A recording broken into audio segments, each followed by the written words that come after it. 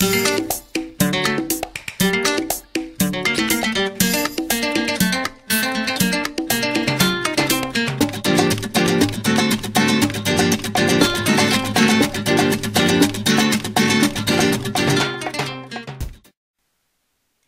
bury your thread tails, you'll need a length of thread and a tapestry needle with a sharp point and a large eye.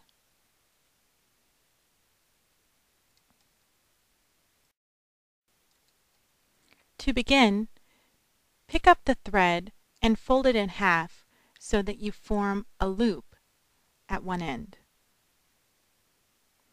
Take this loop and thread it through the eye of your needle.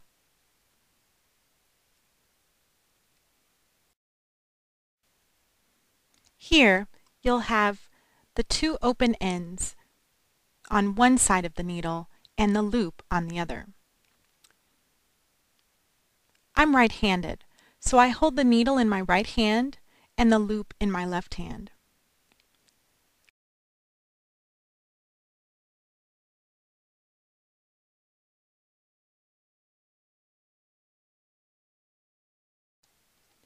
Locate a spot on your quilt that has a couple of thread tails that you need to bury.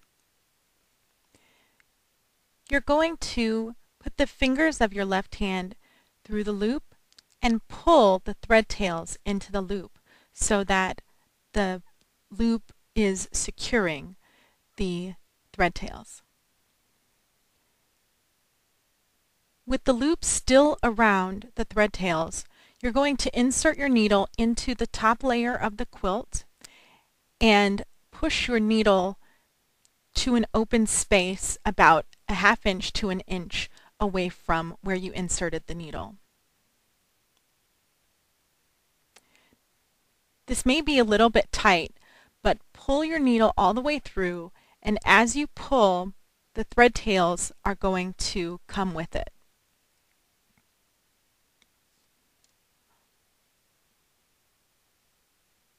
Once those thread tails have been pulled all the way through, you'll clip the thread tails close to the quilt, being careful not to cut your fabric.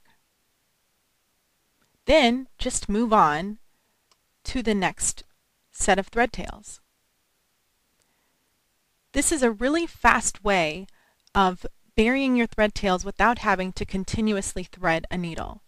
Just make sure that your loop is open on one side and you thread the thread tails through that loop and insert your needle as closely as possible to where your thread tails exit the quilt. In this example, I've pebbled or bubbled the center so it's a little bit tight to actually get the needle through, but just make sure that you're only going through the top layer of your quilt and not through the backing layer of your fabric.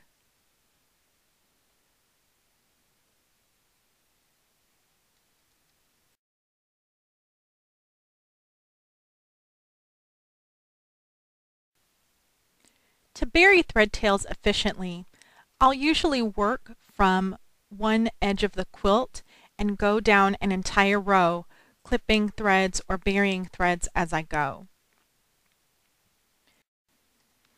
If you find that your thread tails are not both together near the same hole, what you can do is either thread them individually to bury them, or pick out your bobbin thread until you get to a space where they are together.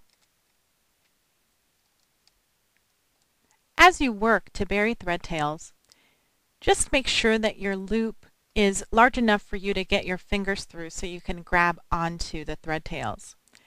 Sometimes your thread will either pull too close to the needle or too far away from the needle and come unthreaded, and sometimes the thread will twist and you'll just need to untwist it so that it's easy for you to grab.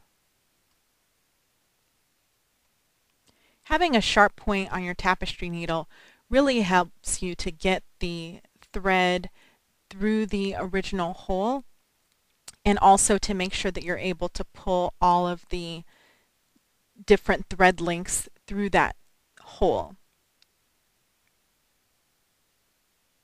When you're pulling the threads through, you'll have up to 6 threads going through that hole at the same time.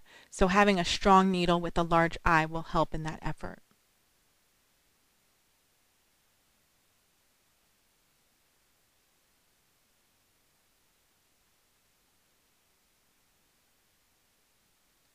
I have to say that burying thread tails is probably my least favorite activity, but this is a lot faster than how I used to do it, which was to thread them individually onto a self-threading needle and burying them into the quilt. I actually learned this technique from Robbi Eklow, and it's just pure genius, I think. So hopefully this helps you to bury your own threads and you'll consider using it.